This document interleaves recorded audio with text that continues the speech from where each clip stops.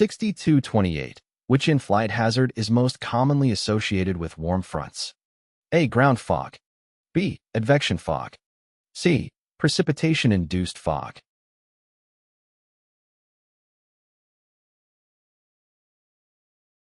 The correct answer is C. When warm fronts occur, the warm air mass is advancing and overtaking a cooler air mass. As a result, the warm air rises above the cooler air, leading to the formation of clouds and precipitation. This precipitation can often manifest as rain, drizzle, or snow. One significant hazard that pilots encounter during warm fronts is precipitation-induced fog.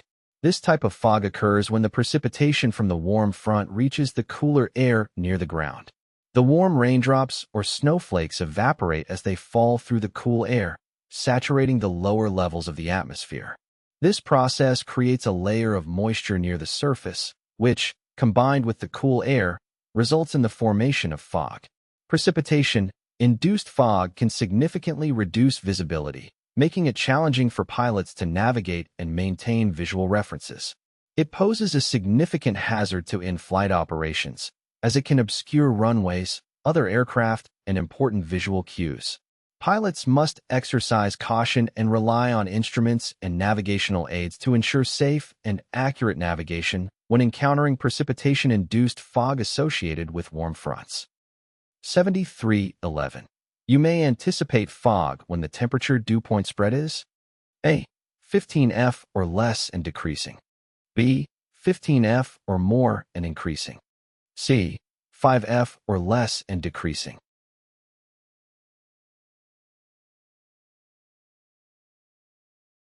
The correct answer is C.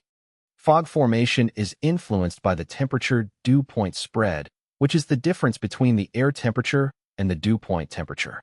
When the temperature dew point spread is small and decreasing, it indicates that the air is approaching saturation and fog formation becomes more likely. The dew point temperature is the temperature at which the air becomes saturated, meaning it can no longer hold all the moisture it contains in the form of water vapor. As the air temperature approaches the dew point temperature, the spread between the two decreases. When the temperature dew point spread is narrow, e.g., 5 degrees Fahrenheit or less, and decreasing, it suggests that the air is becoming increasingly saturated. This means that the air temperature is approaching or getting closer to the dew point temperature. As the spread continues to decrease, the air becomes more likely to reach its saturation point, resulting in the formation of fog. In summary, a small and decreasing temperature dew point spread is an indication that the air is approaching saturation and fog formation is likely. Fog occurs when the air becomes saturated and the moisture in the air condenses into tiny water droplets near the ground.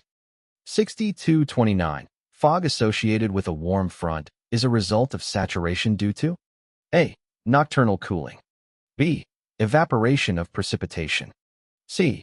Evaporation of surface moisture.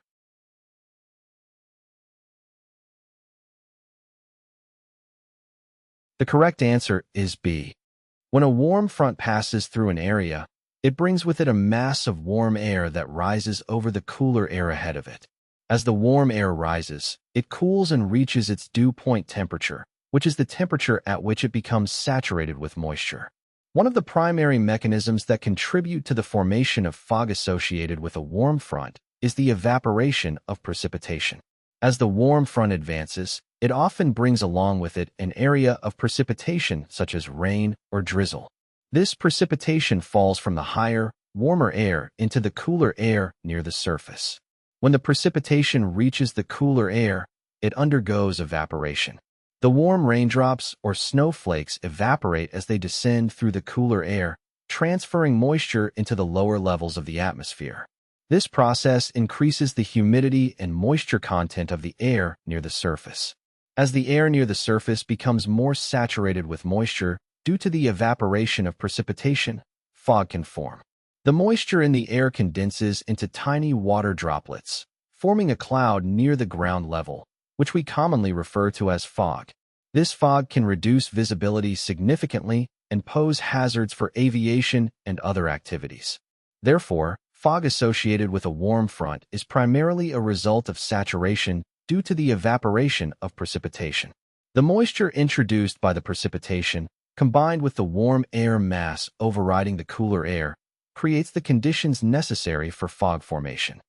6230. In reference to clear air turbulence, CAT, areas to be avoided are those where horizontal wind shear exceeds A. 40 knots per 150 miles, B. 10 knots per 50 miles, C. 6 knots per 1,000 feet.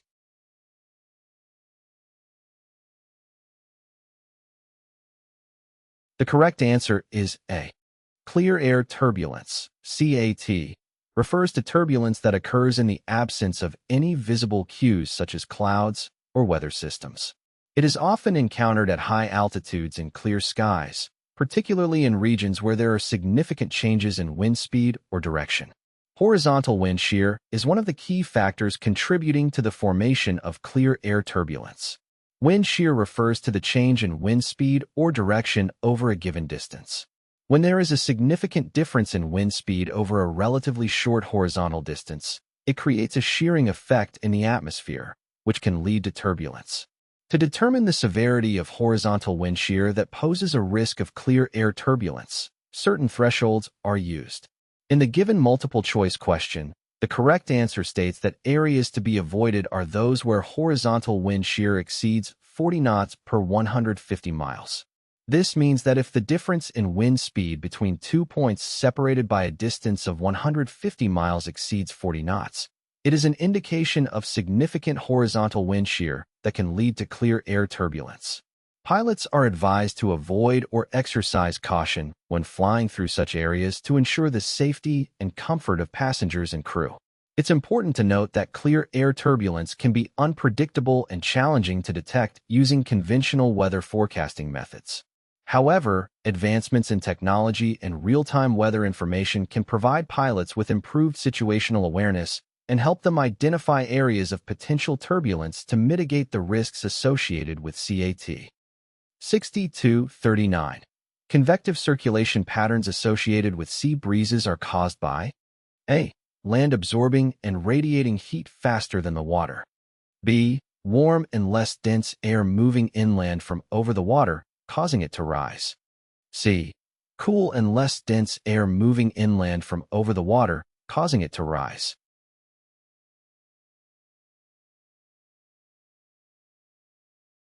The correct answer is A.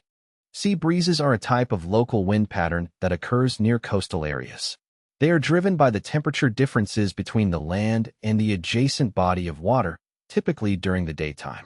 The correct answer states that convective circulation patterns associated with sea breezes are caused by land absorbing and radiating heat faster than the water.